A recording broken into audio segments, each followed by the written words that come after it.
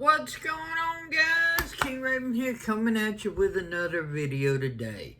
So today is a topic video. I like to do topic videos sometimes instead of just reviews. I discussed this topic when one of my very early videos, and a lot's changed, a lot's shifted, and especially around the holidays when you're looking at gifts given to you or gifts for yourself. I think this comes up, and that's the topic of like Grail knives. Okay, we're gonna talk about knives today, but Grails could be about watches, could be about flashlights, it could be about any sorts of type of gear, and there's different levels of Grail. Grail doesn't mean like it has to cost a fortune or something like that. Grail has different meanings to different people, so we're going to expound on this and sort of talk about some of the stuff, what I mean by a Grail knife. We're knives explicitly today, but it can obtain to other gear and everything. You might do another Grail video about like Grail watches or something like that. So, but we shall see. But before we get into this Grail knife video, let's do a quick wrist check. Today, I'm wearing the MAS, or the Matthew & Sons Irukandji dive watch on the bracelet. Comes with also like the black strap and everything. I'll have pictures on my Instagram, but it's the Irukandji. And of course, the Irukandji is the Australian like jellyfish and everything, so it's got a real bold shape, like a bottle cap type shape, very bulbous, so you get lots of distortion from the sides. But I'm gonna do a complete review on this watch. But nice watch, just not had it very long, so wearing it, getting adjusted to it, getting my thoughts, and look for a complete review on the MAS, or Matthew & Sons Irukandji dive watch. So let's flip this camera around and talk about some Grail knives. Okay, guys, so this is a display of some Grail knives to me. Now, Grail knives can mean a lot of different things to a lot of different people. Some people think Grail knives, and it's just like the most expensive knife that they can obtain. I don't view it that way. I have many different reasons for having Grail knives, and these are all Grail knives for a different reason to me. Alright, so I wanted to talk about those reasons and why it's an important factor in collecting, because a lot of times collecting, when you're a knife collector and everything, it's not just the actual having the knife. It's sort of like the pursuit. It's sort of like the journey. And it's also doesn't stop once you obtain the knife. It could be something that you make into a Grail knife. And we'll get into that in just a minute. So let's take a look at some of my Grail knives that I have here and why they are Grail knives to me. So let's just start right over here. This is the Chavez Street Scapegoat. Okay, so this is the G10 with titanium in M390, and of course the Scapegoat comes with the classic Chavez pocket clip, but it also comes with a smooth pocket clip. But I love the Chavez pocket clip. I think that's his signature, and it just adds that extra layer to the knife. So why is this a Grail knife to me? Well, first, it's my first and only Chavez so far, okay? And the Street Scapegoat, the Scapegoat design, all right, was and is the design of Chavez knives that appeals to me the most. Are there other Chavezes that I like, that I want to try? Absolutely. But this appealed to me the most, and it literally took months and months of waiting and watching and signing up for notifications and trying to catch a drop and looking on news forums and stuff like that for me to be able to obtain. So this is a Grail knife because this is a maker that I wanted for a while, a model that I wanted, and it was a specific hunt for that model and everything like that that made this one of my Grail knives, because I had been pursuing this. So it was the pursuit of this knife that made this a Grail. So not only the first from a maker that I wanted, the model that I wanted, but the pursuit of it made this one of my Grail knives in my collection. And it is outstanding. Love it. Love the Chavez Scapegoat. So, let's come down here to my Spyderco Shaman. Now, this just recently, I've had this, the base model, Shaman Cutlery Shop exclusive in Stonewash XHP. And it was a great Shaman, and I loved it. But it was not a Grail knife to me and everything at the time. It was just a knife that I really wanted and an important part of my collection. Well, I've sort of made this into a Grail knife. Got stone, and this, check out my Help Me Mod This Spyderco to see the actual progression from original knife to the knife you see here. But I took that base Shaman in Stonewash XHP. I got Stonewash titanium scales, no milled patterns, no nothing, just a plain stonewashed MXG pocket clip, and then it was just all came together to make a just overall stonewashed look, very monochromatic and everything, just overall an excellent. It changed the feel of the knife. It added a feeling of solidity. Not that the regular Shaman is not solid, but it just adds a feeling that you don't get with like G10, and it gives that look and that feel, and it just came out excellent, just very stellar. Even Stonewash backspacer, okay? So this became a Grail knife because I customized it and modded it to become that way. Big shout out to Brothers of the Knives to helping me actually do some of the modifications on it, but it just actually was getting the different pieces together and taking a knife that I loved and bringing it into the Grail status by actually making it to the knife that I knew it could be, and it really surprised of how well it turned out. So this became my Spyderco Grail knife and everything by actually customizing and making it into an actual Grail knife instead of buying it as a Grail knife. Okay? Now, let's talk about the Red Horse Knife Hellraiser. Okay? Red Horse Knife Works Hellraiser.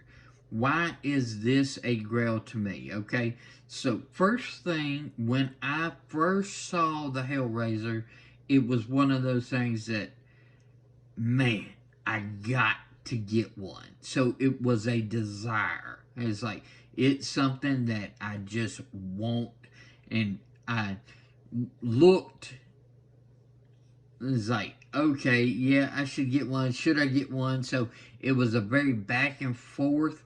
I always wanted one, it was just never the right time. Something else came into play. But this had a big level of desire for me. And then, once I got it in hand, what made this a Grail knife was it blew my expectations out of the water. I expected a good knife, okay? I expected a fun knife. I expected it to be unusual. It was, but it was so much beyond that. The action, the fit and finish, the way it feels in hand, just the overall aesthetics, the use, all aspects of it. It took what I was expecting and what I was, what drew me to it as far as, man, I got to have one, and just took those expectations and blew them out of the water. So that's why this Red Horse Knife Works Hellraiser is one of my Grail knives, is because I was expecting it to be a good knife, and it just took those expectations, blew them out of the water. It was not just a good knife, it was an outstanding knife, and it thrusted it into the actual Grail territory, because it took basic expectations of a knife that I wanted and just completely overwhelmed me once I got it in hand. So we've gotten so far a pursuit, making one, expectations blown out of the water, and now let's go to the Ferrum Forge Archbishop 3.0. Okay, y'all know me. My collection is made out of. I've got one-offs, as you can see, but the bulk of my collection is 3 brands: Spyderco's, Ferrum Forges, and Hinderers. And I have more Ferrum Forges than I have of Spyderco's and of Hinderers. I love Ferrum Forge. I love their designs. And to me, their ultimate classic design has always been the Archbishop. I got in the Mordax.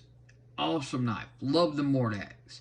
Super pleased. I pursued that for a while and everything like that. And it was a great knife, and still is a great knife. Permanent part of my collection. But the Archbishop and everything, every time I would say Ferrum Forge, this is what I think of, okay? I have the mini Archbishop, I have the Odium. It's that classic Ferrum Forge. This is what you think of when you think Ferrum Forge, and this was eluding me, because when they first dropped and everything, they were all gone. Everybody gobbled them up. On the secondary markets, people were asking way too much money for them. Did the next iteration of it and everything, and they were all gone. People don't sell them. When they do, they're asking tremendous amounts of money. And then I finally caught with the notifications, emails, and stuff like that, the 3.0 drop, and this is outstanding. It met all my expectations and more.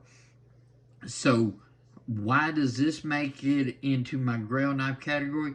Is because this is what I would consider the iconic, the epitome of a brand that I love, okay? So this is like the Grail of that brand, okay? The ultimate knife that you can get within their brand. So it was the actual trying and obtaining the epitome of Ferrum Forge, which makes this a Grail knife to me. The knife is outstanding. I love it. One of the best titanium frame lock knives that I have. But it is just that getting a knife that is the brand, what I consider this is Spartan Forge, okay? That is what makes the Archbishop 3.0 a Grail knife for me. It is obtaining the epitome of Spartan Forge's brand. Okay, let's move up here to the big boy. This is the Medford knives DP187. Okay, this is in bronze titanium. All right, so I've wanted a Medford for a long time. I love Medford. I love big knives. And Medford is one of the kings of big knives. Okay, and this DP187, I love the aspect of it. Of he wanted to do same size thickness on this side, blade stop, this scale. Each aspect of it is the exact same thickness. That symmetrical look to it is very appealing to me. I love that it's, you know, a longer, more skinny this way style instead of fatter this way. Trust me, I want a Praetorian and everything. That would be like the epitome. I think when you say Medford, you think Praetorian and everything. So I am pursuing that grail of trying to get a Medford Praetorian, but this made Grail because it was my first Medford. It was a brand that I considered at the top of the big knife categories. So this is an outstanding knife, and with it being such a, you know, large knife and such a beefy knife, it's still so capable and everything. So this brought it up into Grail status because of the symmetry and just the obtaining of a big knife, the king of big knives brand and everything. Just overbuilt, USA made, excellent knife that's just outstanding. So this is my currently Grail Medford, and it will stay a Grail, but I am pursuing the ultimate Grail in the Medford lineup, which to me would be one of the Praetorians. Okay? Oh, moving into the Spartan Blades Spartan Harzy folder. Alright, why is this a Grail knife to me? Well, first thing, this is my first Spartan blade, okay? This is also the St. Michael's edition, so it's a special edition in the folder line. And Bill Harzy is a knife maker that I have, a knife designer that I have respected for a long time. And so the combination of his design and then the actual construction by Spartan Blades, this is an iconic knife. So this threw it into Grail status because of a designer that I respected, okay? First of a brand, so we're combining a couple of these in there, and then it blew expectations out of the water of what it could actually be, of how well it was. Oversized pivots, just outstanding in hand. And then it also brings it into the big three category and everything, because I consider the Spartan Harzy right up there in the Hinderer, Chris Reeves, all those different categories. So this Spartan Harzy folder just fulfilled a spot in my collection, and threw it into the Grail status. Hinderer XM24, but not just the XM24, the XM24 Harpoon Spanto, okay? Red G10, battle blue titanium, okay? This is the big boy of the Hinderer line. I love my Hinderers. So this was my first XM24, okay? And it's the blade shape that it makes this such an elusive XM24. The Harpoon Spanto.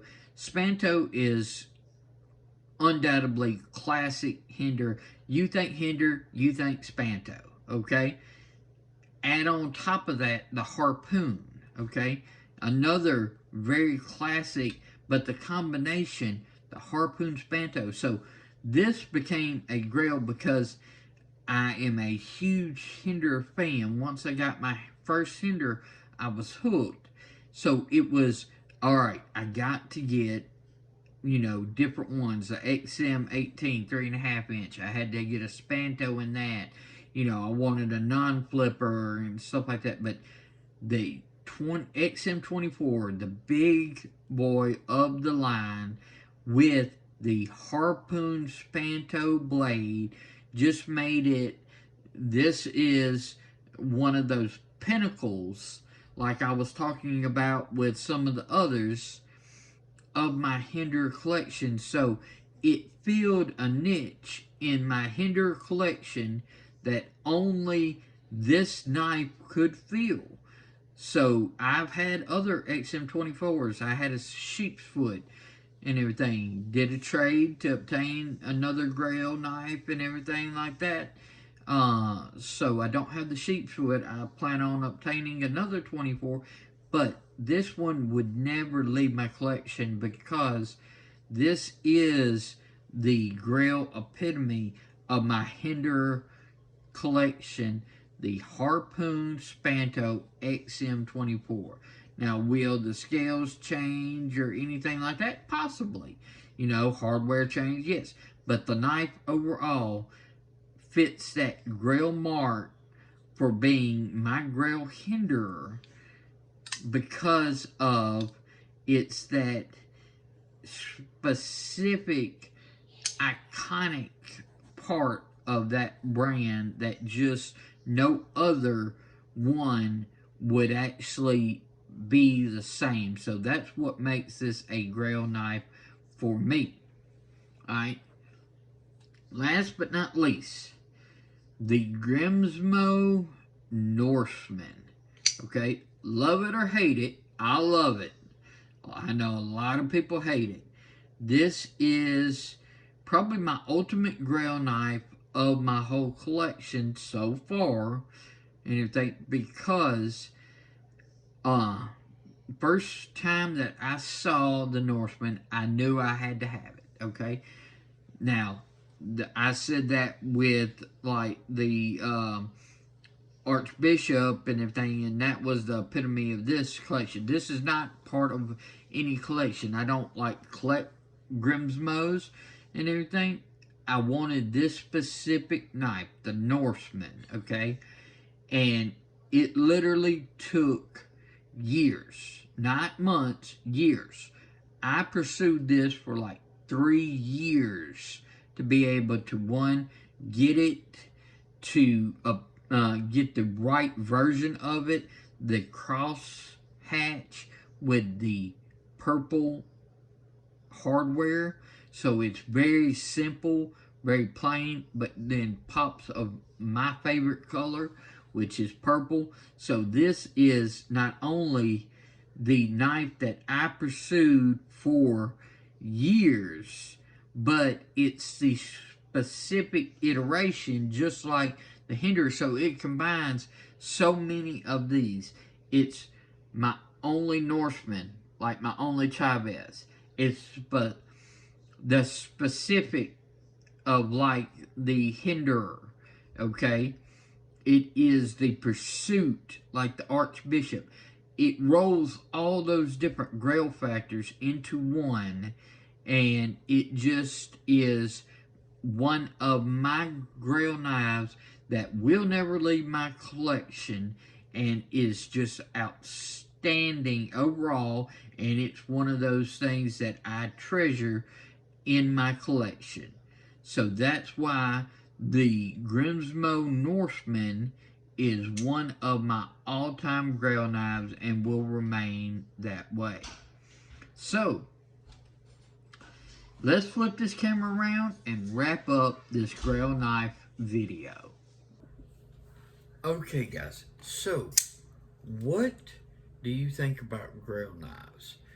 What makes a Grail knife to you? Is it just because it costs the most? Is it the pursuit? Is it like getting the epitome of a certain brand? Or a specific model and a style of a specific knife that you just absolutely want? There are many ways that I think Grail knives can mean a lot of different things to other people. And yes, you can have multiple Grail knives. As you see, I had a whole little table of Grail knives that are all Grail knives to me. So a Grail knife doesn't have to be one specific. It can be a Grail knife for you for a specific reason. And these are permanent members of my collection. So I would love to hear your thoughts about what makes a Grail knife to you. Do you consider what I'm saying as Grail knives, or do you think these are just, you know, knives that I really like a lot and everything? I would love to know your opinion. Let me know in the comments. If there's something that you would like to see, I would love to know. Just let me know. If I can do it, I'll do my best to make that happen. So, please comment, like, share, and subscribe. Look for the giveaway video announcement to wrap up here real soon. So get in on the Finch giveaway while you can on YouTube and on Instagram. Please check me out on Instagram at Shield Arms. Y'all be safe out there. I'm King Raven, and I'll catch you in the next video.